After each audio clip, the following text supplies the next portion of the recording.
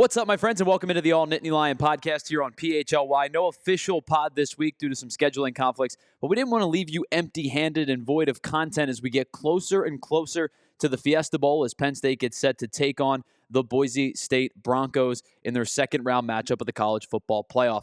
Hate to simplify things, hate to water things down to just one player or one aspect of the game, but I think it's safe to say that may be applicable in this matchup against Boise State because it's Ashton Jeanty, and more Ashton Jeanty for the Broncos offense. If you don't know about Ashton Jeanty by now, well, either you're not a college football fan or you've been living under a rock because Ashton Jeanty is the everything for Boise State. He is the cog that makes the motor go. Any cliche that you can think of to describe the most important piece of an offense, that is what Ashton Jeanty is. Of course, you know he finished second in the Heisman Trophy voting to Travis Hunter of Colorado a couple weeks ago. But do you know just how good Ashton Jeanty is and how important he is for this Boise State team? Well, let's take a look at some of the numbers, and we'll break it down further to tell you just how good he actually is. You can take a look at the surface. Everybody has Google. You can go to the fact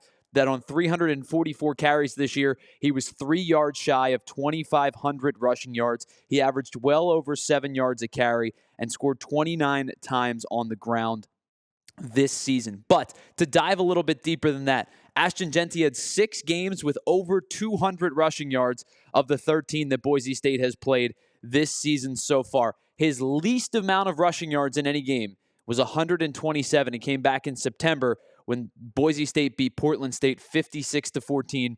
And oh yeah, by the way, he didn't play in the second half. He did that on just 11 touches.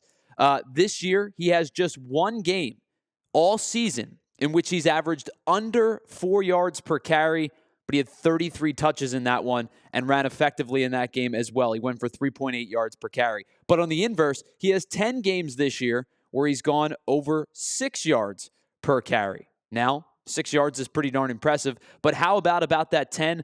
5 of those 10 games, he's gone over 8 yards per carry. He is everything for Boise State, and he is everything for college football. In fact, in terms of running the ball, he outrushed 115 of the other 135 schools by himself.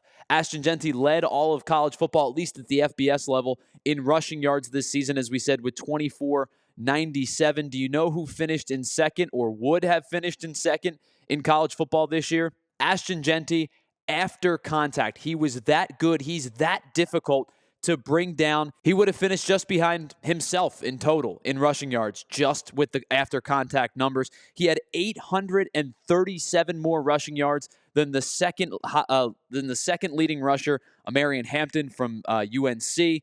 Almost 800 more rushing yards than the next guy is just unbelievable. He's the first running back in college football in the last 5 years at the FBS level to go for over 2,000 yards. Now, we talk about all of these numbers. We talk about the fact that he is the dude for Boise State.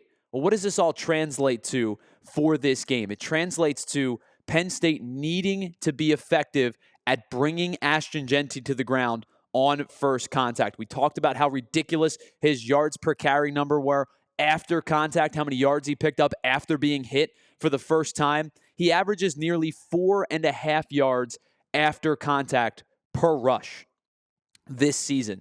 And he averages over 0.2 broken tackles per tackle attempt. What that means is that Ashton Jeanty is breaking a tackle every 5 attempts this season effectively. He's been that good. He's shifty, he's powerful, he's an incredible combination of the two, and what he's able to do is make guys miss, and he's done it all year long at a ridiculously high clip. If you see one of those graphics when it's like yards per carry and tackles missed or tackles missed per opportunity, it's everybody in a big circle with, you know, your average rushers throughout the league, a couple of really good outliers, a couple of bad outliers, and then there's Ashton Jeanty, way up there. Like way out of the picture. He's been that good this year. Again, so what does this mean for Penn State? Penn State comes into this game as the 7th best rushing defense in FBS. They give up just over 100 yards per game at 100.2. They allow the 11th least rushing yards per carry at 3.11, and they've given up just 7 rushing touchdowns this season, which is 4th best across the college football landscape. So, what does this mean for Penn State's front seven? What does it mean for Tony Rojas, for Dom DeLuca, for Deni Dennis Sutton, for Zane Durant, for Abdul Carter? These guys are going to need to be as sharp and as crisp on their tackling as they possibly can. You are going to get beat for yards by Ashton Jeanty. It's going to happen. He's done it to everybody this season to varying levels of success, but they've all been successful games. As we said, 127 is the least amount of yards he's run for in a game this season.